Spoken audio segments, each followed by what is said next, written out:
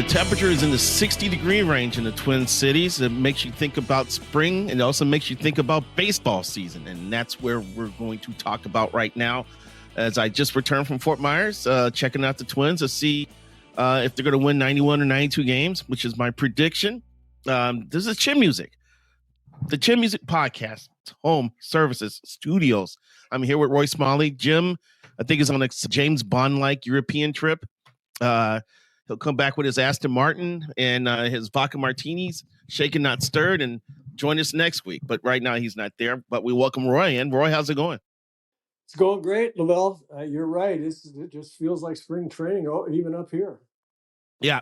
Yep. And I've covered like 27 spring trainings, and right kind of at the part where I don't know if there's ever dog days of spring training, but they've been on the road for a couple weeks covering games, bouncing around Florida. Pitchers are slowly getting ramped up to start the season. You've been through a few spring trainings yourself, Roy. What is the 6 weeks like for you? Did you like spring training? If you have any favorite memories. I love spring training. It was great. My wife in particular loved it because it was like, relative to the way the baseball season is, where you're home a week and gone a week, and the whole week that you're home, you're gone half of those days, half of the day for that week. Spring training is like more like a 8 to 5 job. In as far as my wife is concerned, it was like, okay, what time will we be home for dinner, and what are we going to do with the kids, and as far as playing with them and all that. So spring training was relaxed. I mean, it was great. It was a little bit easier for me after my first 2 spring trainings. I mean, actually, after my first spring training, starting with the second one, I kind of had a starting job. So it's easier to have a total relaxation when you're just getting yourself ready rather than trying to make the club. But as far as the doldras, as far as the dog days, there is some of that. I mean, regardless of how nice it is to be with your family for 6 weeks, the last 2 weeks, generally speaking, I think hitters are ready pretty quickly. And you start getting hot, week 3 or 4, you start swinging really well, you're getting a whole bunch of hits. And then you face another 10 days or 2 weeks and you go, man, these aren't counting. We need to start. So I feel this good in the regular season, not just down here where they don't count, So there is some of that as we wait for the pitchers to get ready. There's a bit of a lull that you try real hard not to let happen as a hitter. Yep. Yeah, I've covered about 26 or 27 spring trainings, and it's my favorite time of the baseball year, to be honest with you, because you're away from home, usually anywhere from 44 to 47 days, and you're just immersed in baseball. I don't have to worry about grass being cut or garbage being taken out or stuff like that. I'm immersed in the game, and getting up in the morning, I got a purpose to go to the ballpark and spend the day at the ballpark, and then in the evening, you go out and have a decent meal or catch a movie, or in my case, smoke a cigar and wash, rinse, repeat the next day, which I have no problems doing. I just always like the vibe because everything's just so baseball intensive. Everybody's in a good mood. Even players you've had difficulties with during the regular season are in a good mood because the wins and losses haven't started to pile up yet. And in terms of access, it's the best time of year just to engage with players and get good stories and humanize some people and speculate what's going to happen during the season. So there's nothing like being in Florida for 45 days on a company expense account. That's how I'm going to wrap up my views on spring training. That's the beautiful thing about that. So, well, let's talk a little bit about the team here. Roy, I wrote a column a couple of days ago, my final column from Florida, touting this offense that it's going to score over 800 runs. I think it's going to head toward 850. There's a lot of great things going on with this team. Buxton is in the greatest mood I've ever seen him in. We had a great conversation on Monday. Correa is trying to bounce back from the plantar fasciitis that dogged him last season. You got guys with experience like Royce Lewis and Matt Wallner, Edouard Julien. And you've got You got Max Kepler, who had the second half of his life. I'm just looking at this, Roy, and I'm seeing a lot of run score from this team. Think about what they did in the second half of last year. They ended up finishing 10th in run score. That's after, I believe, being like 19th at the All-Star break. So what do you see as the potential of the Twins' offensive attack this year? Well, you kind of you mentioned all the key components, for sure. Before I kind of add on to that, you tell me. As I mean, you've been down there. It's hard for me to follow Mhm. spring training closely enough to know who's playing and how often and where they're playing and how they're swinging it. You see, the results of games, the scores are. I mean, it's not. They're not running 10 runs a game out there yet. So, and I understand about that they're playing a lot of different guys and and all that kind of stuff. But I'd like to know before I talk about what the keys are. I'd like to know if you're seeing anything. Uh, well, I'll just tell you what the keys are. Obviously, you mentioned Buxton. He's going to be 70% of it. The other 20% of it's going to be Correa, and the rest of it's going to be Wallner and Royce Lewis and Julian. Potentially Kirilloff. And so and Kepler. I mean, that's all the support guys. So tell me how the studs are looking at the plate because I can't tell. Okay. Everybody has shown flashes. Lewis already has a grand slam in spring training. Well, Um, that's all he does. yeah, I know. And there was a game last week, Roy, where Buxton homered in his first at bat, tripled in his second at bat, and tripled in his third at bat. Now the triples were kind of wind aided a little bit. One of the balls should have been caught, I thought, but on the third triple, Buxton may not have been running more than 75% of his capability, and still coasted in the third base standing up. And I'm sitting there going, "This is just like old times with Buck," you know. So he looks good. I'm curious to get your thoughts on where the Twins should bet Carlos Santana. He's 37. He's going to be able to hit lefties. That because of superior glove work, he's probably going to play first base more than Kirilloff. But he does have the ability to draw a walk. That's something that's held true with him throughout his career. I'm thinking someone like Santana could slide in right in the number 2 hole behind Julian. It's always dangerous trying to predict lineups because a manager damn near has like 160 different lineups a game, a year now, over 162 games. But to me, Carlos Santana should be a guy who should be batting near the top of the order or maybe setting the table for some guys to drive him in. What do you think? Yeah, it's a funny kind of term, setting the table when a guy's 37 and can't run, right? I But know. no, but I agree with you. So if you just without that preamble, if you had just asked me where should he hit, I would have said second or fourth. And what I think, just because you have to place guys in the lineup to get the most out of what they do the best, right? And you're right, he can draw a walk with the best of them, and when he's not, when he doesn't draw a walk, he's got a chance to drive in a run, or hit a double or something from the second spot. The Twins aren't a big running team anyway. So I mean, it's not a question of clogging up the base paths. I think it's just a question of getting guys on, right? So that's one thought. The other thought that I have against left-handed pitching. The fourth spot could be pretty good for the same reasons that coming up, got men on base, maybe drives them in, maybe gets a walk, and now the fifth place hitter, which I have maintained for 5 years, or maybe more than that, 6 years, ever since Nelson Cruz was here. I've thought that the fifth place hitter was the most, maybe one of the most important spots in the lineup for the Twins because you need to protect numbers 3 and 4, and you need to be able to pick them up if they fail. They're not going to drive in every run they see. They come up with men on base.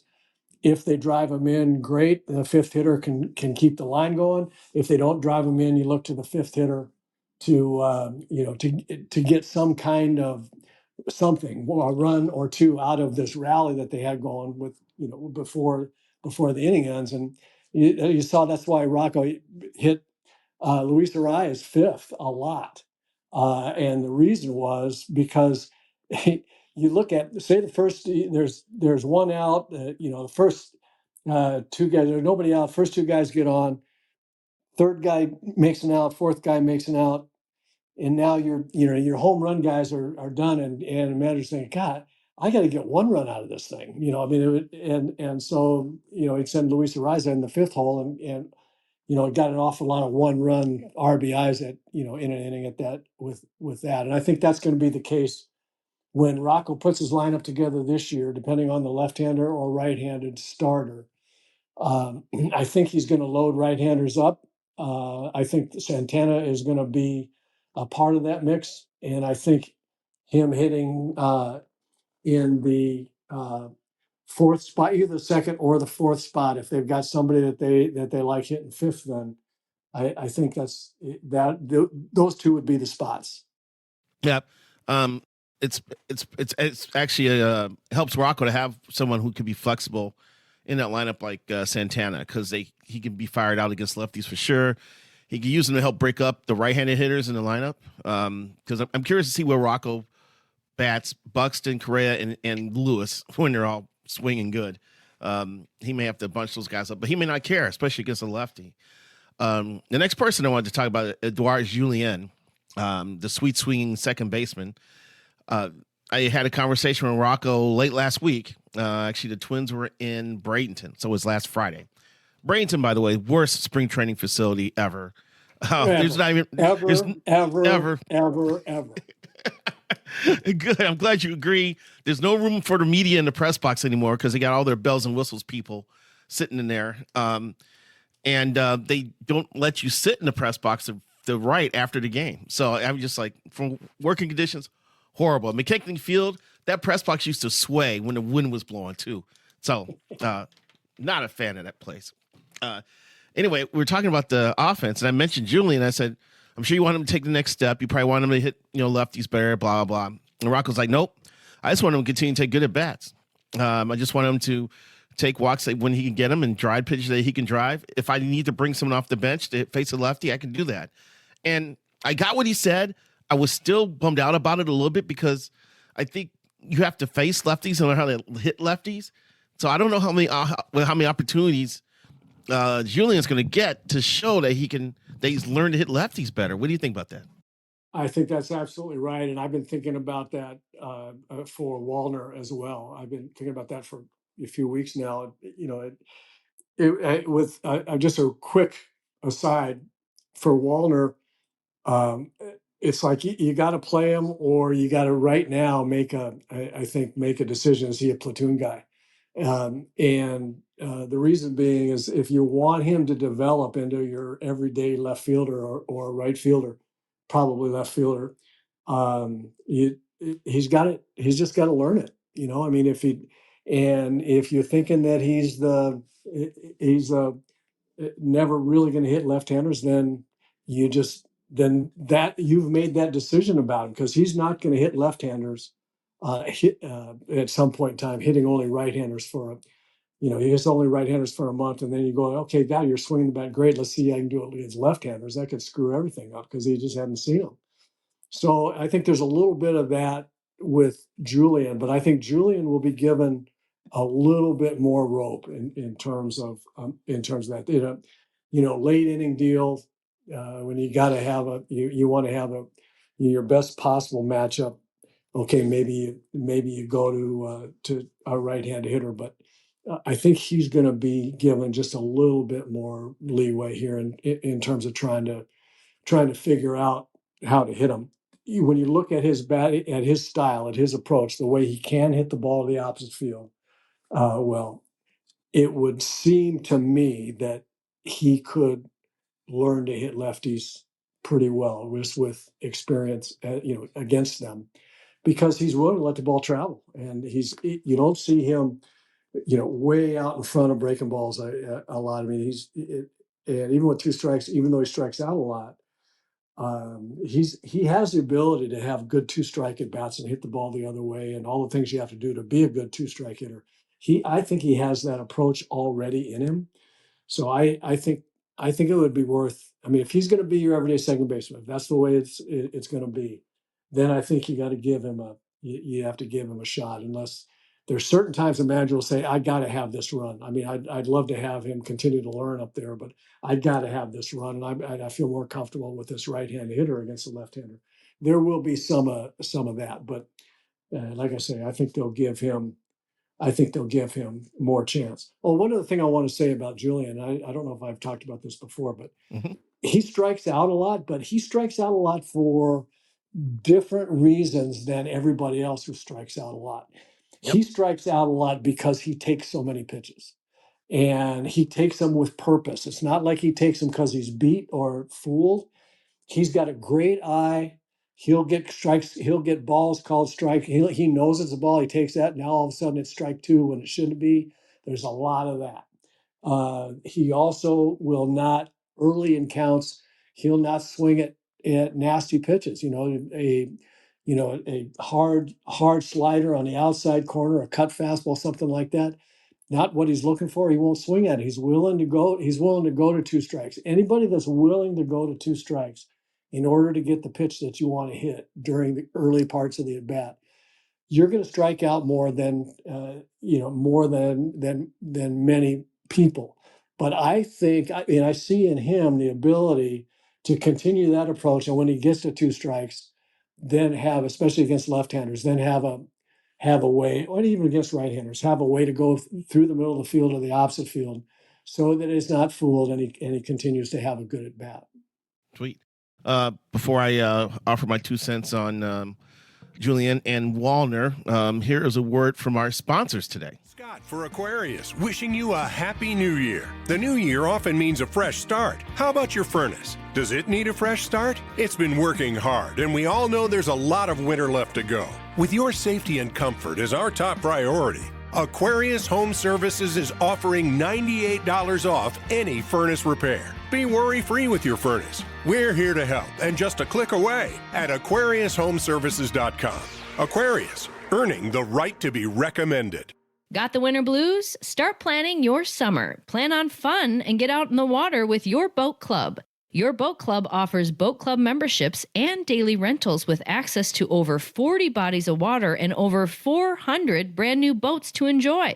Whether you want to cruise on a pontoon, create waves in a speedboat, or reel in a big one on a fishing boat, your boat club has got you covered. Unlimited boating memberships are available now, starting at just $199 a month after a one-time initiation. Life is better on the water. Find out more today at yourboatclub.com.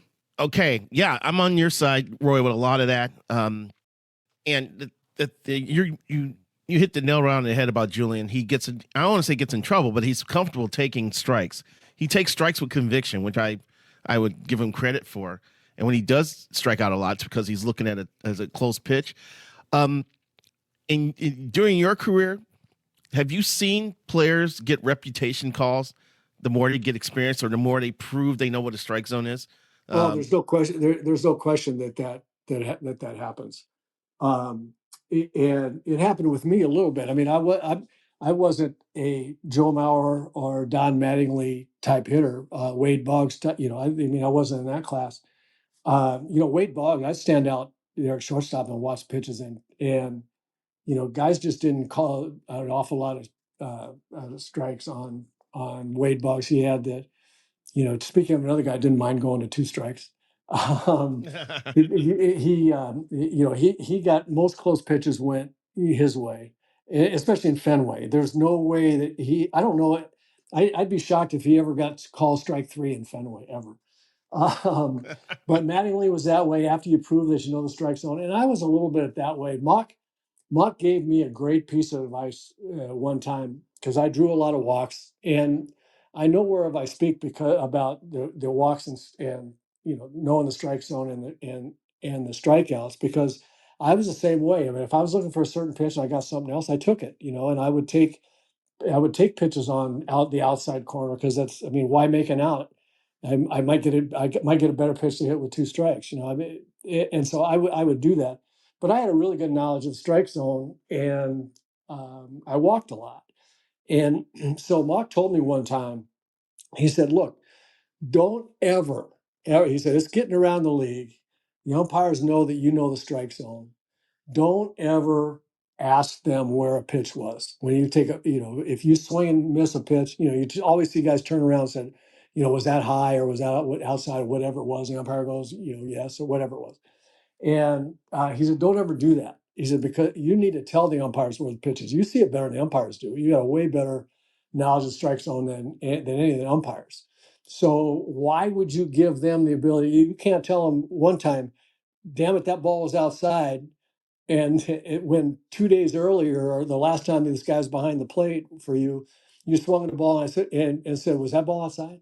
I mean, you can't have you lose your credibility. You've got a lot of credibility going for you. So just tell them, so, and I started doing that. I wouldn't turn around. I wouldn't argue, but I would just say down into the dirt, for the umpire to hear, come on, that ball's outside. That ball's 3 inches outside. You can't call that pitch. That kind of stuff.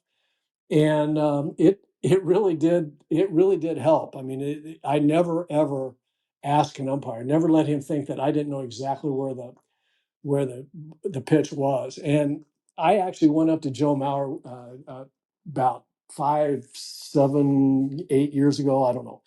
And because Joe used to do that. He would, somebody call a bad pitch on him, and he politely turn his head to him and say, I think that ball's outside. Are you sure about that? And, all the kind of Joe kind of way. And then periodically he'd swing and miss a pitch and turn around and say, was that a strike? Did I swing in a bad pitch or was that a strike? And the umpire would, whatever he said. And I told Joe one time, I said, let me tell you a story about what Mock told me. And you're, 10 times a hitter I was. So you have established that better than the center field camera, for God's sakes. But you know the strike zone better than. Don't ever say that to umpire. I'm just giving you some humble advice. You got to own the umpires. You tell them, nope, you're on. Ball's outside.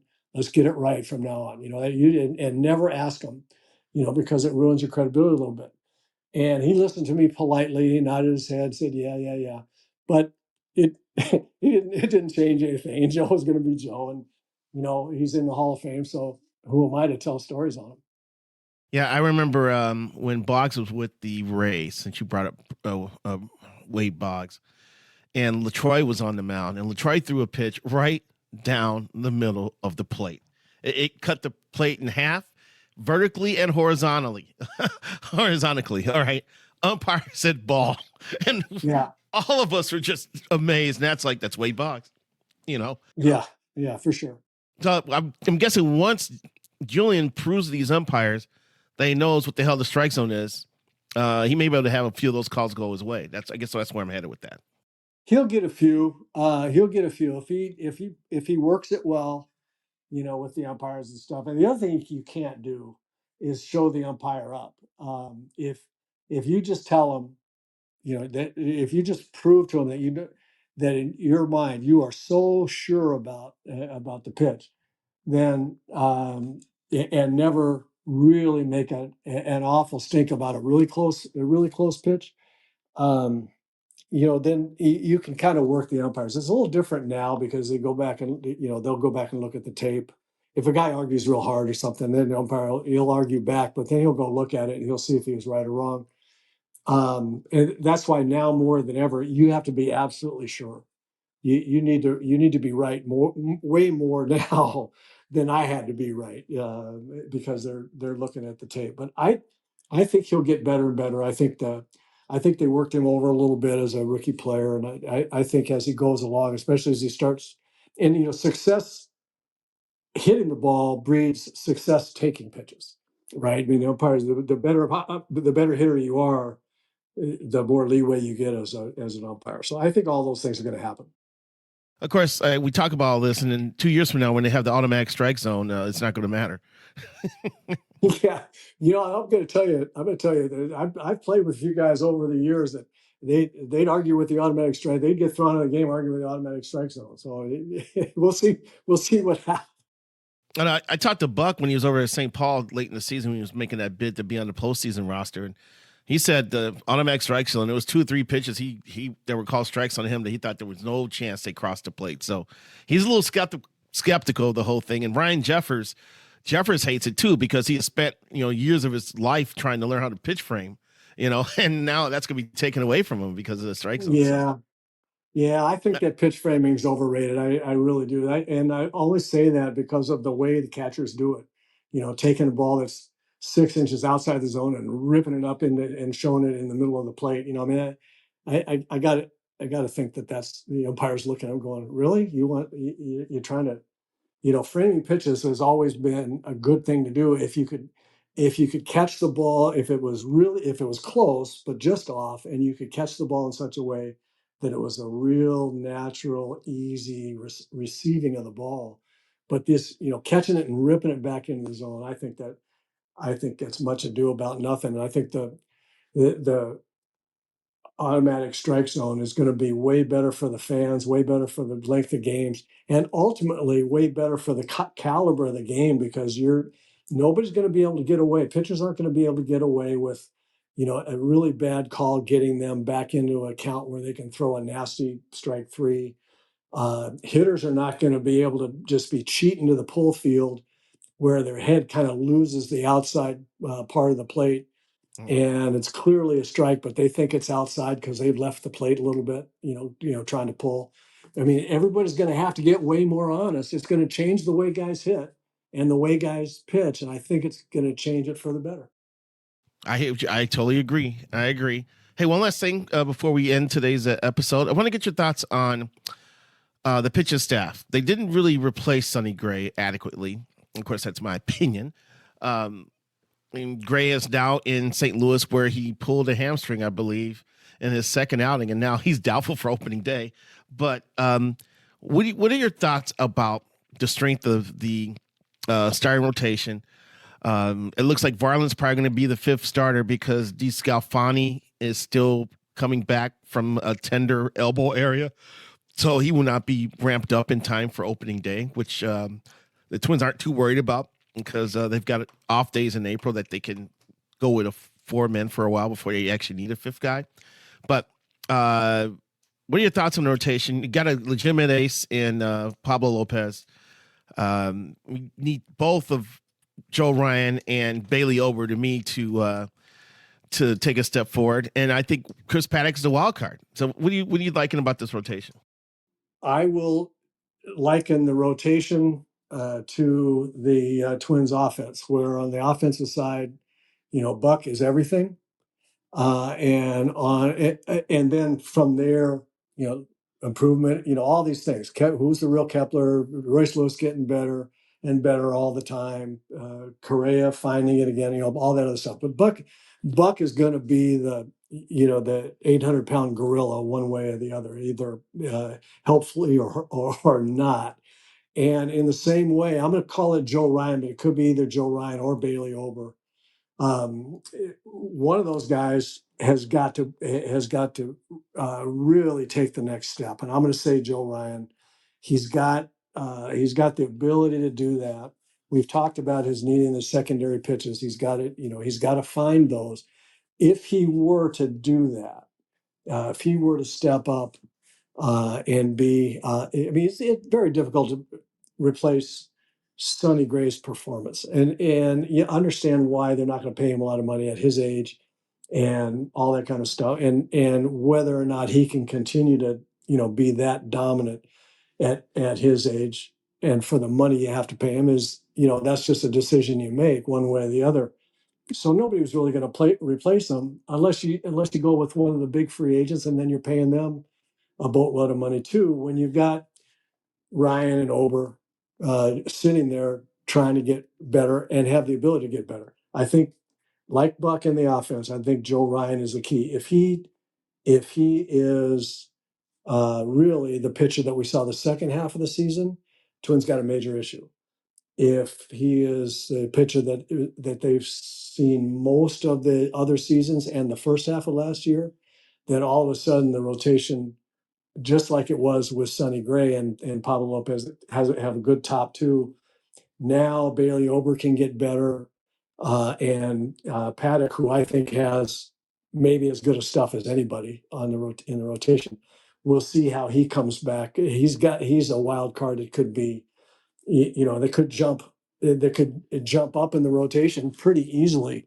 So, but I'm still going back to Joe. I think I think he's the linchpin of the rotation now, and the rotation is going to go as he goes. I agree. I like that assessment there. If he can definitely take a step forward, that's going to be huge for this rotation. Um, and a lot of people are going to be looking at the rotation since the Twins scaled back the payroll a little bit, and they didn't even make a competitive offer to keep Gray. They have to put up with that whole cheap Polacks thing once again. But they have pitchers in house who can do the job. The question is, to me, how the next, like, pitcher number 6th, 7th, or 8th in the pecking order pitches when they're called on to give them some innings, because someone's going to get banged up and someone may struggle for a while and need some work. So I hope to have enough depth behind the top 5 for them. I'll give you a really quick assessment of the way I'm looking at it. My biggest concern is not the pitching staff; it's the offense. And it's not because I don't think that you're wrong that they could score, 8 runs a game. I think they could. But I think this pitching staff that they've assembled, the starting staff that they've assembled, is good enough if the guys swing it the way they're capable of swinging it and do it with some consistency. My concern is that the pitching staff's not good enough for them to struggle a little bit and score 2 or 3 runs a game. It's not good enough for that. They're going to have to hit. And this is an offense that's going to be really good at times and really streaky. I mean, Buck's going to go through it. Kepler's going to go through it. Probably Royce Lewis will go through it, where they can't buy a hit for a while. And all of a sudden the offense doesn't look good. They're not scoring a lot of runs. And I don't think it's fair to go to the pitching staff at this point with what they put together and say, hey, you got to hold everybody to 2 runs. The Twins offense is going to have to hit. If they do, starting staff is good enough to get to that bullpen, which is going to be dominant. I'm putting it on the offense. Yep, I can see that. And plus, the other thing too, if they hit, they'll give the start rotation a little more leeway on both ends. Actually, I can see the rotation being propped up 2 ways. 1, by a better offense, which I believe they will have, and 2, by a strong bullpen, which I believe they will have. So, man, Griffin Jacks looks great by Roy. His sweeper is nasty. It's really breaking away. He's got it under control, and he's really dominating with it now. That's great to hear, because it as a reliever, he's throwing 96, 97, touching 98, and then if he's got something else that's that quality, man, that's going to be good. Yep. So there's a lot of positives right now, but it usually are positives in March because everybody's 0-0. But the Twins are coming off a division championship, and they do look capable of defending that title. So for Roy Smalley, for Jim Souhan, who is in parts whereabouts unknown, this is LaVelle E Neal. Thanks for listening to Chin Music. We will talk to you again next week.